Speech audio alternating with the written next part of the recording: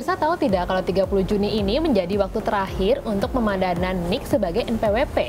Langkah ini merupakan sebuah langkah strategis oleh pemerintah untuk mewujudkan administrasi perpajakan yang lebih efektif dan efisien. Bagaimana caranya dan apa sanksi jika lupa menerapkannya? Simak selengkapnya berikut ini. Bagi wajib pajak, program ini bermanfaat untuk meningkatkan efisiensi proses administrasi sehingga lebih cepat dan akurat.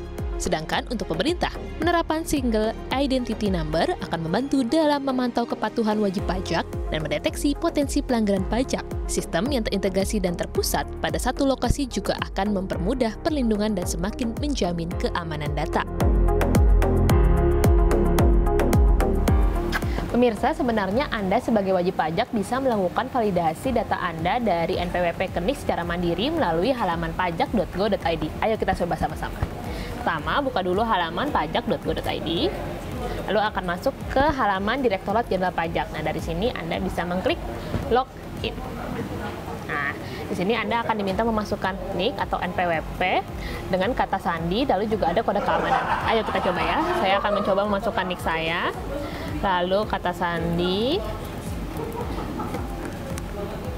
lalu ada kode keamanan. Nah, setelah memasukkan tadi NIK, kata sandi, dan kode keamanan, Anda akan masuk ke halaman profil pribadi Anda. Nah, di sini Anda bisa masuk ke menu profil. Nah, karena di sini tadi saya sudah mengecek kalau misalnya ternyata NPWP saya ini sudah terintegrasi dengan NIK saya. Jadi di sini ada status valid. Nah, kalau misalnya belum, Anda bisa masukkan NIK Anda di kolom NIK ini sesuai KTP, lalu kemudian Anda bisa mengubah profil Anda. Nah, kalau ingin mengecek apakah benar kalau misalnya NIK Anda sudah menjadi NPWP Anda bisa melakukan logout ulang, lalu coba melakukan login lagi, tapi tidak dengan NPWP, tapi dengan NIK. Saya akan coba dengan NIK saya ya. 3, 6, 7.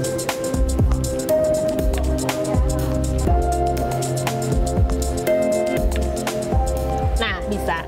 Ini tadi saya memasukkan memakai NIK bisa, memakai NPWP juga bisa. Nah, itu berarti kalau NIK saya sudah menjadi NPWP saya. Nah, kalau Anda sudah belum di rumah. Karena kalau misalnya Anda tidak melakukan ini sebelum 30 Juni, ada beberapa sanksi yang menanti Anda. Simak selengkapnya berikut ini.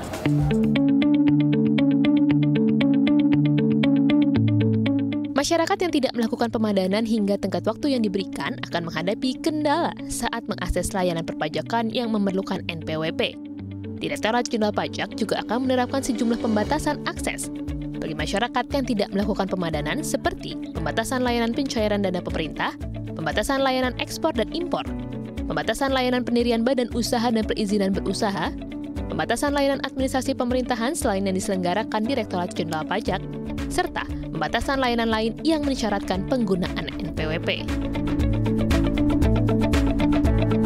Jadi wajib pajak akan mengalami kesulitan saat mengakses layanan perpajakan.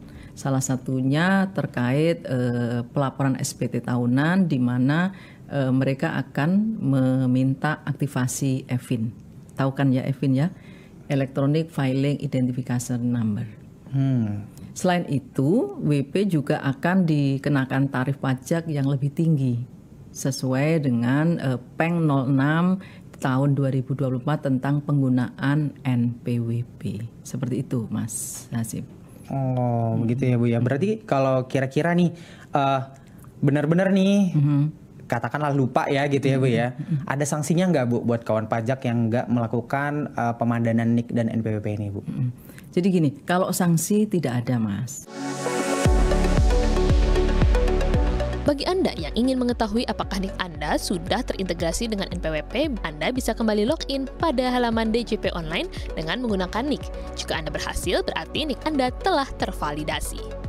DJP menyebut per 23 Juni 2024 sebanyak 74,45 juta wajib pajak telah melakukan pemadanan NIK sebagai NPWP.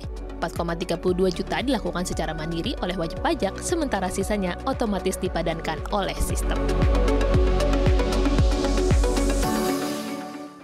Jadi segera cek NIK Anda apakah sudah terintegrasi dengan NPWP demi kelancaran proses administrasi perpajakan yang cepat dan akurat. Dari Jakarta, Mira Rahmalia, Ajat Hutianto, CNBC Indonesia.